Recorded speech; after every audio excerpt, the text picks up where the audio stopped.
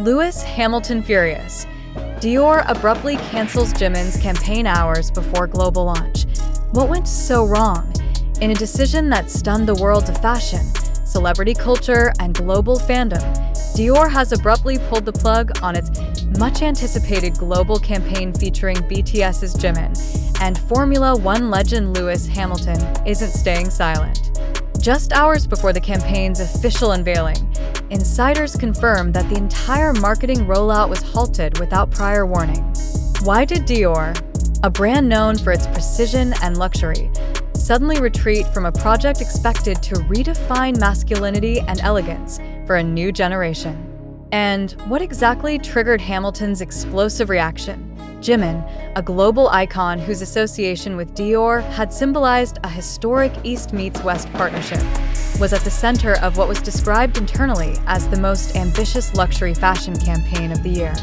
Designed to visually parallel European regality through Baroque symbolism and layered historical references, the campaign was lauded in early development stages for pushing boundaries. Yet, behind the lavish fabrics and artistic ambition, a storm of cultural friction and creative disputes had been brewing. Sources close to the production team reveal that the campaign aimed to reimagine Jimin as a modern sovereign figure, clad in velvet robes, ornate crowns, and iconography loosely derived from European aristocracy. However, whispers from within Korea's creative and cultural communities soon surfaced. Allegations began circling that the concept diluted Jimin's identity, misrepresenting him in a narrative not aligned with his public persona of humility, subtlety, and cultural rootedness. What followed was an unprecedented online backlash. Leaked photographs of the campaign circulated on social media, igniting a polarized response. While some hailed it as a bold leap into avant-garde fashion, others accused Dior of cultural insensitivity and artistic overreach. Hashtags like #RespectJimin and #DiorApologize trended globally, sparking further speculation. Was Jimin misled? Was he used as a pawn in Dior's high-stakes experiment in reinvention? But then came a development no one saw coming. Lewis Hamilton, seven-time Formula One world champion and longtime advocate for diversity and cultural representation, voiced his outrage. In a now-deleted Instagram post, Hamilton reportedly wrote, "You don't sideline someone like Jimin hours before a global reveal unless you're trying to erase accountability. This isn't just a campaign being pulled. This is culture being disrespected." Again. The post went viral within minutes, with Hamilton's massive global fanbase amplifying the sentiment. His words gave voice to an issue many had been tiptoeing around: the recurring pattern of Western luxury houses exploiting Asian talent for visibility, only to recoil when cultural complexity proves too challenging to navigate. Hamilton's reaction added gasoline to an already volatile discourse. It wasn't just about Jimin anymore. It was about power, control, and the reckoning between Western fashion hegemony and the increasingly assertive global influence of K-pop. Why did Dior believe this was the right visual for Jimin? And more crucially, how did the internal approval process collapse so catastrophically? Reports suggest that the concept was initially greenlit by Dior's global creative director, yet significant pushback emerged late in production, particularly from Korean consultants and members of Jimin's extended branding team. There were fears that the royal imagery, especially the use of crowns and thrones, might evoke uncomfortable echoes of colonial aesthetics, an interpretation entirely at odds with Jimin's carefully cultivated image of authenticity and emotional accessibility. One Paris-based fashion insider described Jimin's alleged reaction to the final photo edits as visibly disturbed. According to the source, Jimin was shown campaign visuals that were dramatically more westernized and provocative than what had been initially discussed.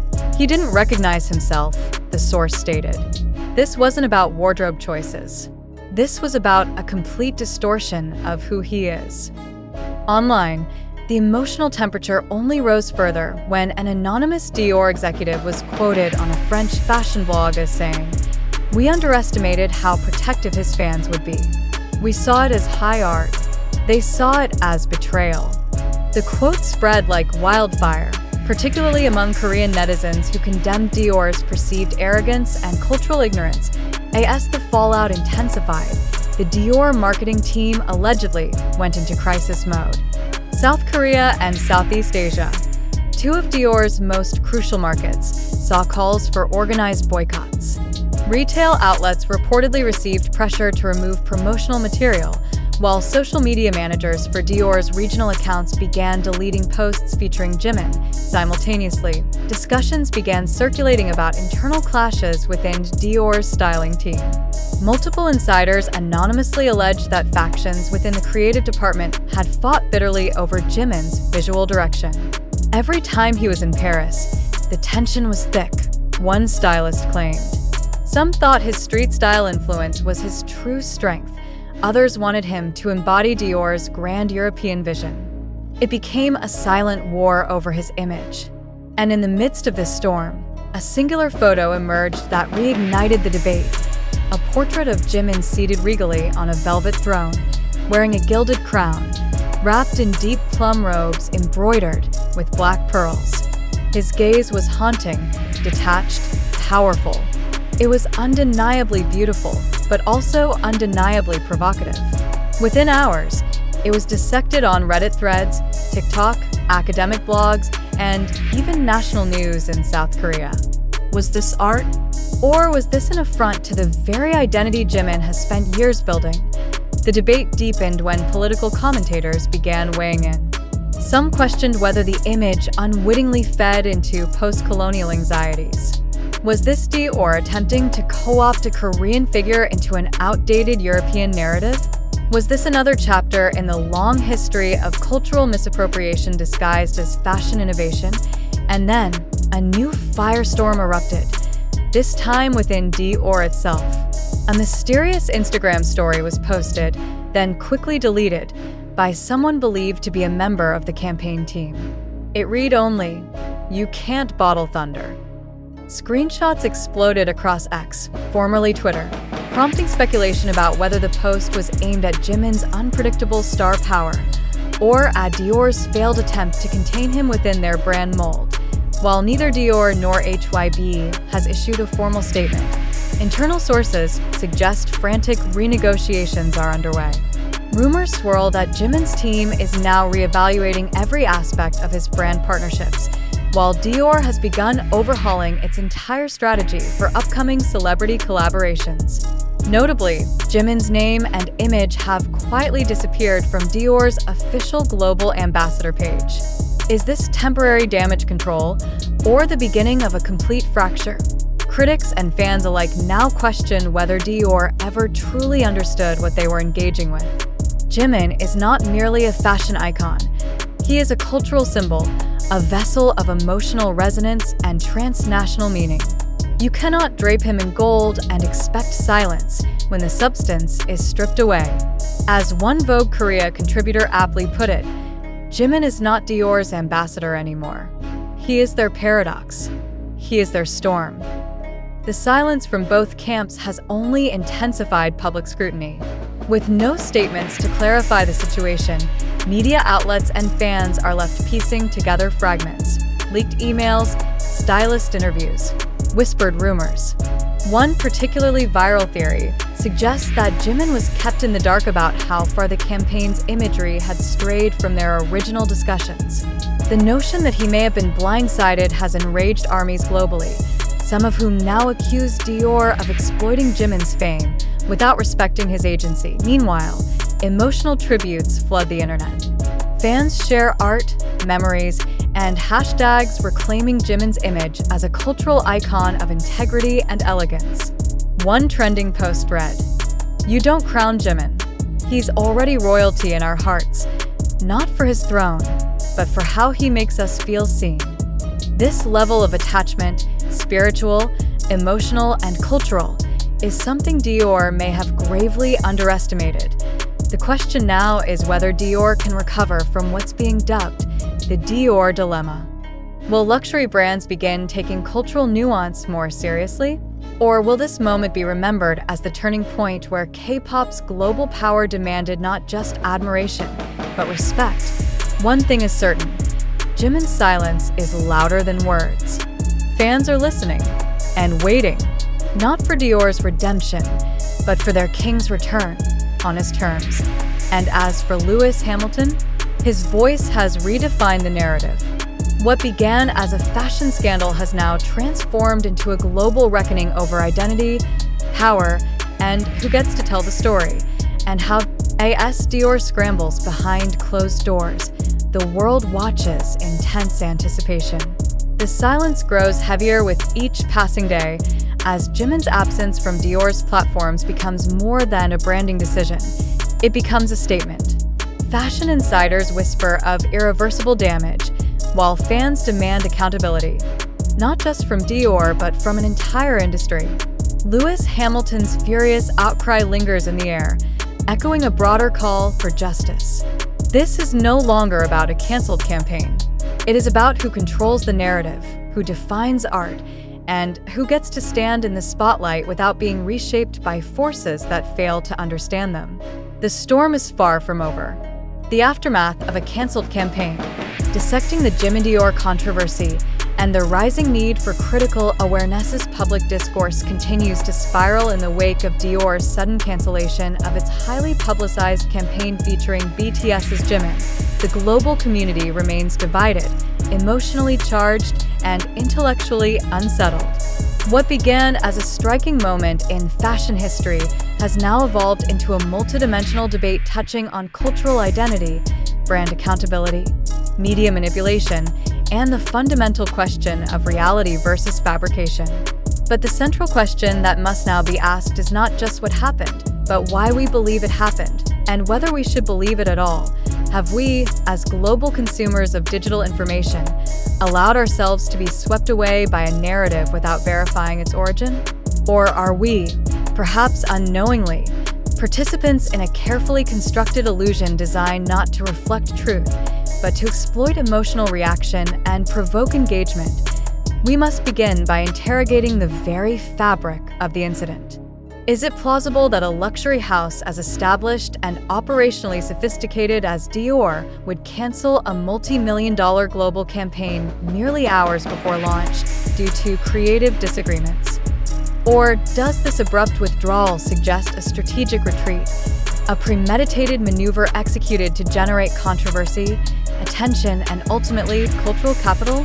If so, what does that imply about the machinery behind global branding and our complicity in amplifying its consequences? Reports surrounding this incident have been drawn from a wide array of sources, including TikTok, YouTube commentary videos, viral posts on X, formerly Twitter, and select fashion news outlets.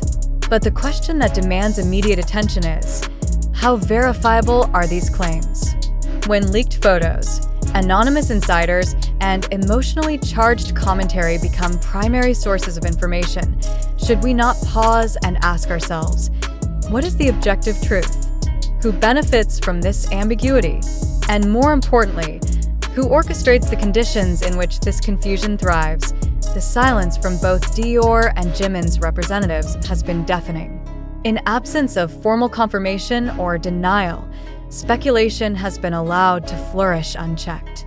This vacuum of authority has not only emboldened fan theories and editorial interpretations, but has also created fertile ground for misinformation. What if, hypothetically, this entire controversy was engineered not by failure, but by design?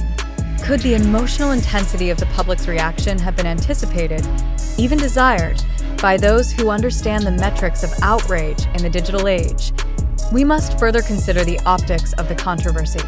Jimin, a globally revered cultural figure whose every appearance is scrutinized under the magnifying glass of fandom and public expectation, has reportedly been portrayed in a way that allegedly clashes with his public image. But who defines that image? Is it the artist himself, his management agency, or the collective projection of his fanbase? If Dior's campaign did indeed push visual boundaries that provoked discomfort, was it an act of artistic expression or a deliberate provocation meant to test the boundaries of acceptability? Lewis Hamilton's alleged comments, shared briefly and then removed, added another dimension. If indeed he did speak out, Was it an act of genuine solidarity or a carefully calibrated gesture to align with a trending controversy? The digital trail has been contested, screenshots debated, and yet the emotional residue remains. But even this brings us to a critical inflection point. How do we verify a statement in an age where deletion, editing, and synthetic media can distort timelines and meanings? Can we, in truth, trust what we think we saw? It is essential at this juncture to confront a deeper, more unsettling question. Is this event a reflection of a larger industry problem, or is it a hyperreal narrative constructed for virality? The internet thrives on tension. Outrage becomes currency. In that context, do we genuinely believe Dior failed to anticipate the cultural sensitivity of draping a Korean icon in European royal symbolism? Or was this a calculated risk, a provocative mistake meant to ignite discourse? Knowing full well that controversy today equates to relevance, the emotional investment from fans worldwide, especially ARMY, is undeniable. Their reaction, from expressions of betrayal to the overwhelming defense of Jimin's cultural dignity, has flooded digital spaces. But is this organic outcry, or has it been unconsciously choreographed by the conditions in which media is consumed today? When viral posts, emotional soundbites, and algorithmic boosts determine what is seen and believed, can any outrage be considered entirely authentic, or are we all, fans and critics alike, reacting to carefully placed triggers? To truly understand what has transpired, we must step back and examine the broader ecosystem that sustains such narratives. The digital media landscape thrives on immediacy, not accuracy. Stories are not rewarded for being verified, but for being shareable. Platforms like TikTok and X incentivize brevity over nuance, while commentary videos on YouTube can blend entertainment with pseudo-analysis in ways that blur the line between journalism and performance. In this environment, who holds the responsibility to distinguish fact from fiction? Furthermore, when anonymous insiders are cited as primary sources and alleged leaked documents or behind-the-scenes whispers become central to the story, should we not ask, why are these sources hidden? Who benefits from remaining invisible while the public consumes their version of events as truth? And more provocatively, if this entire scandal had been a fabricated narrative, a hoax wrapped in fashionable outrage, would we even know? It is not cynical to question. It is necessary. Belief must be earned, not assumed. As readers, viewers, and digital citizens, we bear responsibility not just to react, but to evaluate. Is the absence of a formal statement evidence of damage control, or merely a strategic delay? Is the removal of Jimin's presence from Dior's platform a quiet admission of failure, or a tactical reset meant to stoke further engagement through speculation? At this moment, it becomes imperative to shift from emotional reaction to intellectual reflection. We must ask, do we believe this controversy is entirely real or partially orchestrated? Is it a sincere artistic failure or a calculated media play? Does this reflect Dior's inability to understand cultural nuance or their mastery of controversy as a form of engagement? Equally, we must examine our own behaviors.